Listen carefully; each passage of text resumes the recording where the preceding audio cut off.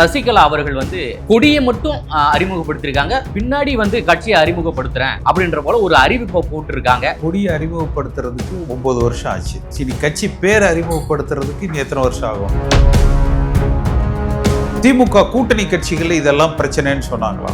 விஜய் கட்சி ஆரம்பிச்சிருக்காரு, அதுல இதெல்லாம் பிரச்சனைன்னு சொன்னாங்களா? ஆனா குறைஞ்சபட்சம் நான் ஆட்சிக்கு வந்து தமிழ்நாட்டு மக்களுக்கு இதையெல்லாம் செய்ய போறேன் அப்படின்னு சொன்னாங்களா? ஓபிஎஸ் வந்து குற்றமற்றவர்கள் அப்படின்ற போல சொல்லியிருக்காரு. சர்டிபிகேட் கொடுத்திருக்காங்க, சர்டிபிகேட் நம்ம கொடுத்திருக்காங்க. ஓபிஎஸ் அவர் நல்லவர் தானே, அவரை பதவி விட்டு நீக்கினதுக்கு யார் காரணம்? ஜாதி போர்வைய எல்லா இடத்துக்கும் நம்ம வந்து தப்பா பயன்படுத்தக்கூடாது. இதுக்கு சமூக பிரச்சனைக்கு எங்க வந்து உங்களை நீக்க சொன்ன ஓபிஎஸ் எந்த சமூகமுங்க? சசிகலா நீக்கினதுனாலதான் கட்சி தோத்துருச்சு அப்படி அதெல்லாம் கிடையாது. திமுக ஆட்சிக்கு வரணும்னு நினைக்கிறவங்க, அதிமுகவை பலகீனப்படுத்தணும்னு நினைக்கிறவங்க சசிகலாவை பூதாகரமாக பெரிய செல்வாக்கு உள்ளவராக ஒரு உருவகப்படுத்த நினைக்கிறாங்க. இப்போ அதிமுகவுக்கு எதிராக தான் டிடிவி தினகரன் ஒரு பக்கம் கட்சி ஆரம்பிச்சாரு. அடுத்து அதிமுக கிட்டே வந்து ஒரு சரணடைந்து விட்டார், கூட்டணி வச்சுட்டு. அந்த நிலை இந்த அம்மாவுக்கு வர வாய்ப்பு. அதே போன்று ஓபிஎஸ் சப்போஸ் திமுக இணைச்சிட்டாங்கன்னா என்ன மாதிரியான பொறுப்புகள் கொடுக்கப்படும்? அத்தைக்கு மீச முளைக்கிட்டோம், அப்புறம் நம்ம சித்தப்பான்னு சொல்லுவோம். நான் என்ன தவறு செய்தேன், என்னுடைய தவறை வந்து நீங்க நிரூபிச்சோன்னா அரசியல் விட்டு விலக தயார்னு நேற்று ஓபிஎஸ் வந்து சவால் விட்டுருக்காரு. மனம் குமுறி இருக்காரு, கண்ணீர் மட்டும் வரல. அதாவது என்ன தவறு செய்தாருன்னா சுயநலம். ரிஃப்ளெக்ட் நேயர்களுக்கு வணக்கம். இன்று நாம் சந்திக்க இருக்கக்கூடிய சிறப்பு விருந்தினர் அதிமுகவின் முன்னாள் எம்பி திரு கே.சி. பழனிசாமி அவர்கள். சார் வணக்கம் சார். யானை வரும் முன்னே மணி யோசை வரும் பின்னேன்னு ஒரு பழமொழி இருக்கு. அதுக்கு ஏற்ற போல நேர்த்திக்கு சசிகலா அவர்கள் வந்து கொடியை மட்டும் அறிமுகப்படுத்திருக்காங்க, பின்னாடி வந்து கட்சியை அறிமுகப்படுத்துறேன் அப்படின்ற போல ஒரு அறிவிப்பை போட்டிருக்காங்க. அந்த கொடியில பார்த்தீங்கன்னா புரட்சி தலைவர், புரட்சி தலைவி அண்ணா அவர்களுடைய புகைப்படங்கள் இடம் பெற்றிருக்கு. எப்படி பாக்குறீங்க? தமிழ்நாட்டில் ஒரு மாற்றம் ஏற்படுமா? கொடியை அறிமுகப்படுத்துறதுக்கு 9 வருஷம் ஆச்சு. சரி, கட்சி பேரை அறிமுகப்படுத்துறதுக்கு இன்னும் எத்தனை வருஷம் ஆகும்? கேள்விக்குறிதான். பின்னாளில் அறிவிக்கப்படும். எலெக்ஷன் எப்ப வருது? அறிவிக்கும். இன்னைக்குதான் ஞானேஷ்குமார் வந்திருக்காரு. ஸோ அதிகபட்சம் இன்னொரு 40 நாள் 30 நாள் இருக்கலாம், அதுக்குள்ள நடக்கணும். இப்போ இது வந்து டூ லேட் ஒன்று. அடுத்து நேற்று அவங்க பேசுற பொழுது என்ன கொள்கை பிரகடனம் சொன்னாங்க? திமுக அரசாங்கத்தை நாம அப்புறப்படுத்தணும் அப்படின்னு சொன்னாங்களா? திமுக அரசாங்கம் இந்த விதத்துல எல்லாம் மோசம்னு சொன்னாங்களா? கிடையாது. சரி, நான் நம்பி முதலமைச்சர் நாற்காலியில நான் தான் உட்கார வச்சேன்னு சொல்றாங்க இல்லையா எடப்பாடி பழனிசாமி.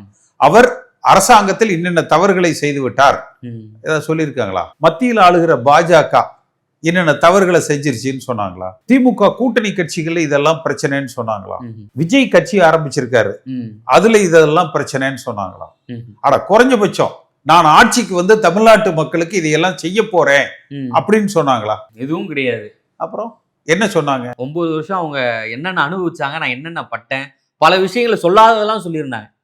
அப்ப இது வந்து ஒரு அவர்களது சொந்த கதை, சோக கதையை எல்லோருத்துக்கிட்டையும் பகிர்ந்து கொண்டார்கள், அவ்வளவுதானே. அதை தாண்டி இதுல ஒரு பெரிய அரசியல் நிகழ்வாகவோ அரசியல் முக்கியத்துவம் உள்ளதாகவோ நான் பார்க்கல.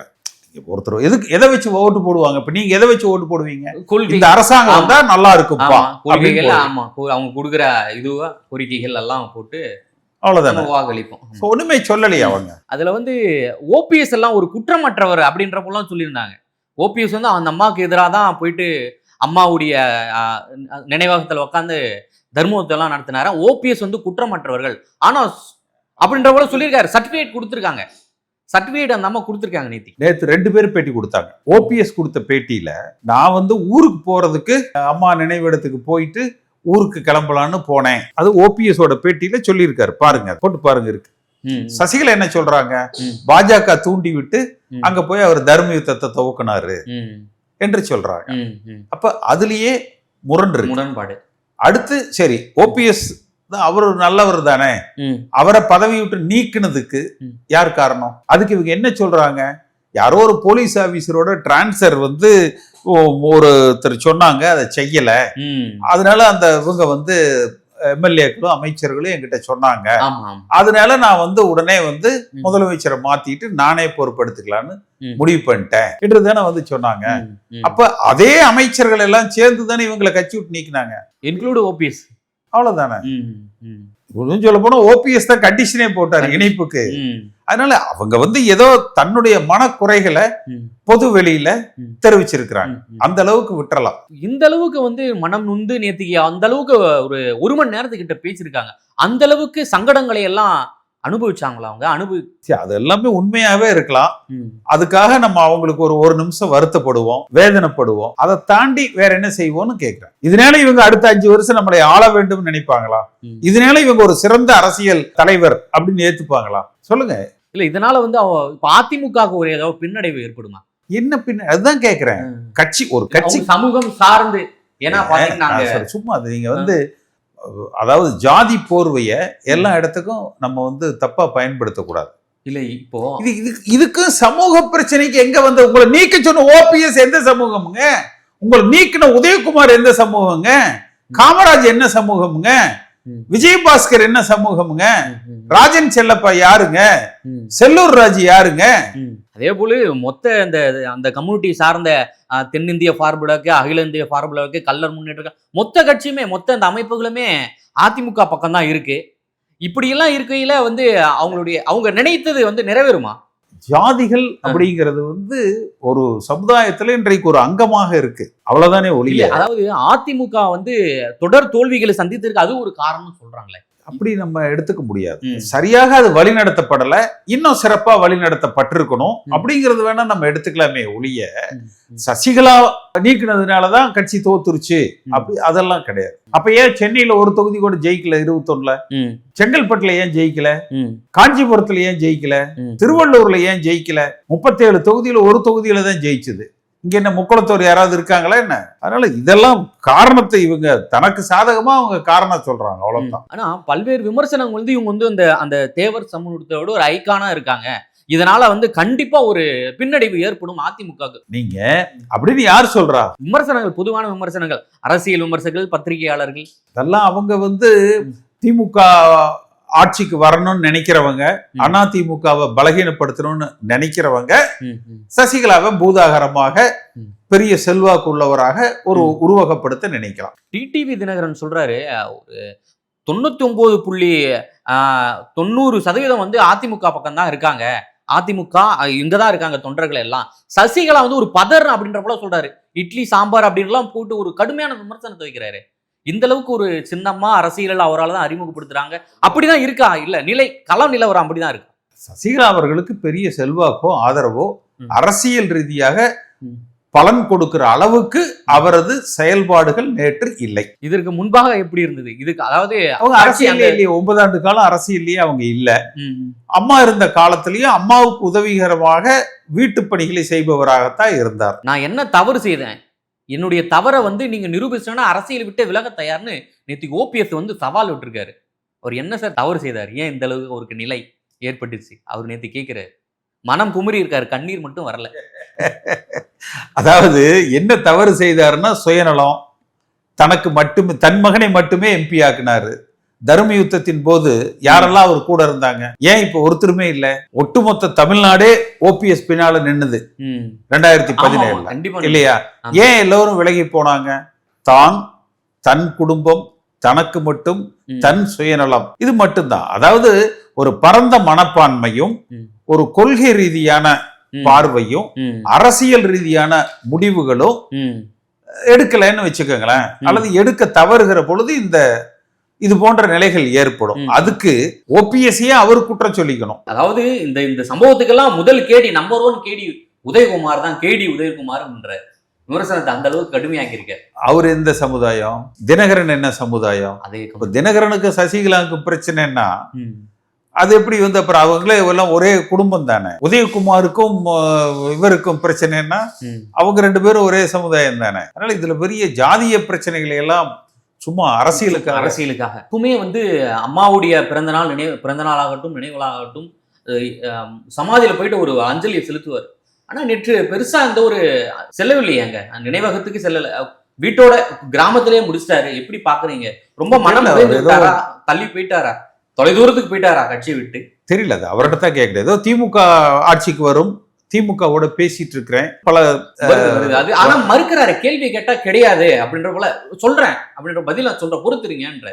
சரி, அதை நம்ம எப்படி பொறுத்து இருப்போம். அவர் என்ன சொல்றாருன்னு கேட்டுட்டு அப்புறம் பேசுவோம் அதை பத்தி நம்ம. இப்போ அதே போன்று ஓபிஎஸ் சப்போஸ் திமுக இணைச்சிட்டாங்கன்னா என்ன மாதிரியான பொறுப்புகள் கொடுக்கப்படும்?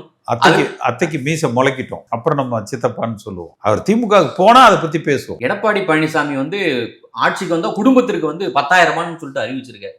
சாத்தியமா? அது ஏற்புடையதா? அந்த நிச்சயமா வாய்ப்பு இருக்கா? எடப்பாடி பழனிசாமி சொல்லி இருக்கிற எல்லா திட்டங்களுக்கும் 81,000 கோடி ரூபாய் தேவைப்படுது. திரு பிடிஆர் பழனிவேல் தியாகராஜன் சொல்லியிருப்பாரு, டாஸ்மாக்ல இருந்து அரசாங்கத்துக்கு என்ன வருதோ அதே சம அளவு தனிப்பட்டவர்களுக்கு போகுது அப்படின்னு சொல்லியிருக்காரு.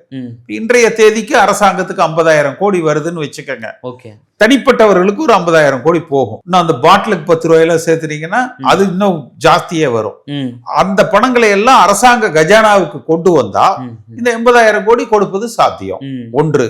அடுத்து, மத்திய அரசாங்கம் கூட்டணியில இருக்கிற காரணத்தினால அவர்கள் கொஞ்சம் தாராள நிதி உதவி கூட்டணியில இருக்கிற காரணத்தினால கொடுத்தாங்கன்னா அது சாத்தியம். இந்த வாக்குறுதியால அந்த மாற்றம் ஏற்பட வாய்ப்பு இருக்கா? ஏன்னா திமுக இதுக்கு முன்னாடி 5,000 சொல்லிட்டு அறிவிச்சிட்டாங்க. அதை வந்து எஃபெக்டிவா அதை கரெக்டா எஃபெக்டிவா கொண்டு போகணும். ஏன்னா 4 லட்சம் கோடி ஊழல்னு சொல்லி எடப்பாடி பழனிசாமி பேசினாரு. ஆமா இல்லையா?